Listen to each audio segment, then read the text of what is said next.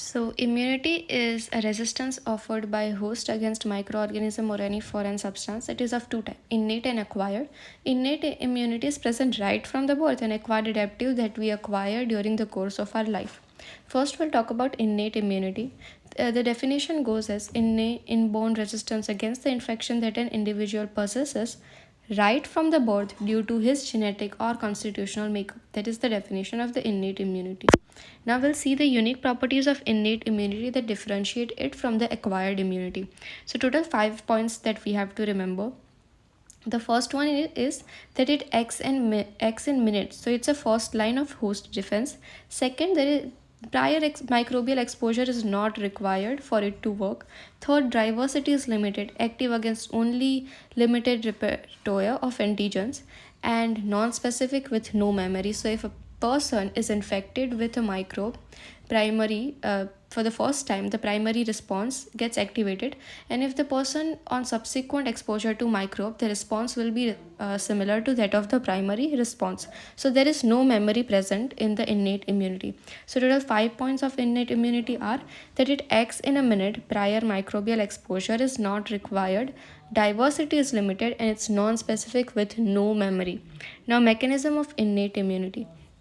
So for the innate immunity to work, first of all we need interaction between microbe and the host cell. Okay, so receptor interaction, the first step is attachment of surface molecule of microbe to the receptor of on the host cell of innate immunity. So host cell innate immunity receptor has to get attached to the microbial surface molecule.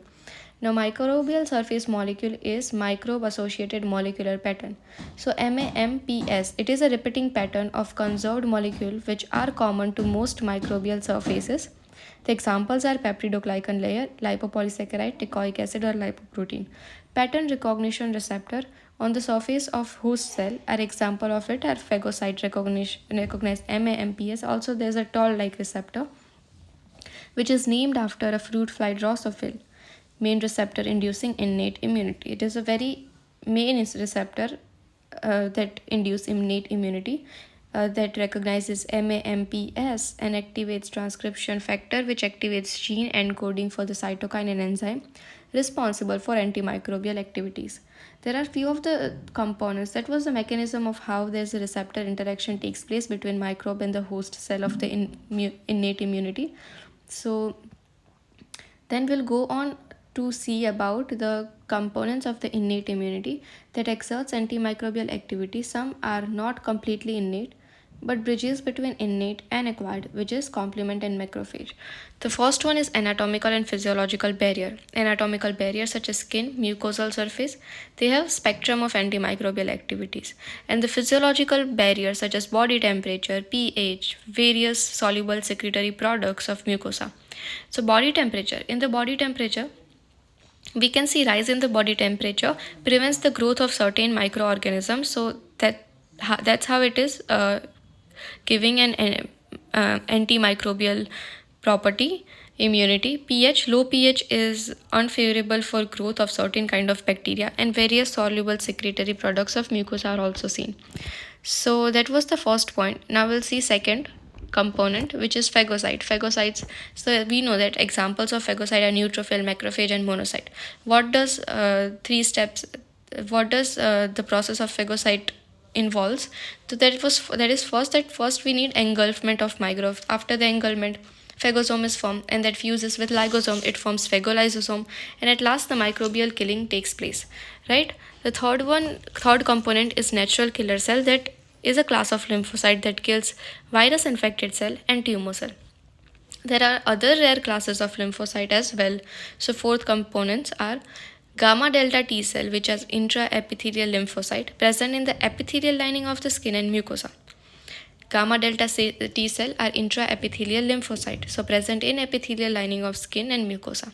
Natural killer T cell, which is present in the epithelium and lymphoid organ, and marginal zone B cell, which are present at the edges of the lymphoid follicle of spleen.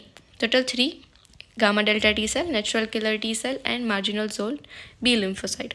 Now, mast cell, which is present in epithelial lining of the respiratory and other mucosa. As we know that in bronchial asthma, we use mast cell stabilizer. right? So we can correlate it with that it is present in respiratory and other mucosal lining. So what happens that it is activated by microbial products binding to toll like receptor or by IgE, and they release abundant cytoplasmic granule rich in histamine, prostaglandin, cytokinin that initiates the inflammation, and proteolytic enzyme results in the killing of the bacteria. Then sixth component is dendritic cell that bridges between innate and acquired immunity. The component which bridges the innate and acquired immunity is dendritic cell. What does the dendritic cell do?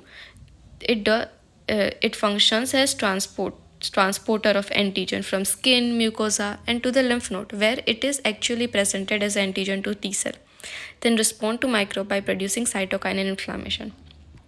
Then complement pathway which works as innate immunity are of two type. In the innate immunity, alternative pathway which gets activated in response to bacterial endotoxin, and mannose binding one which gets stimulated by mannose carbohydrate residue on the bacterial surface. Following its activation, the complement mediates various biological functions such as lysis of the target microbes by forming pores in the microbial surface, second stimulating inflammation, and then stimulate acquired immunity. That's how it bridges between acquired and innate immunity. So 3 points under complement pathway, and 2 complement pathway gets activated, alternate pathway and mannose binding pathway. Then inflammatory response, we've learned it in details in pathology. So it's a biological response of vascular tissue to harmful stimuli. Process is under follow, that is vasodilatation, and then leakage of plasma protein, then recruitment of phagocytes such as neutrophil, their margination, and then rolling, and then extravasation, chemotactic migration of the to the inflammatory site, engulfment, destruction. Inflammation not only protective in nature but may sometimes produce injurious consequence to host also by causing hypersensitivity reaction. The normal resident flora. So normal resident flora, which is found in intestine, respiratory tract, genital tract, exerts antimicrobial activity. How? It is by competing with pathogen for nutrition that produces antibacterial substances. So these were all components of the innate immunity. There are two more. The one is cytokine. So in response to microbial cell secretes cytokines that mediates several cellular response of innate immunity.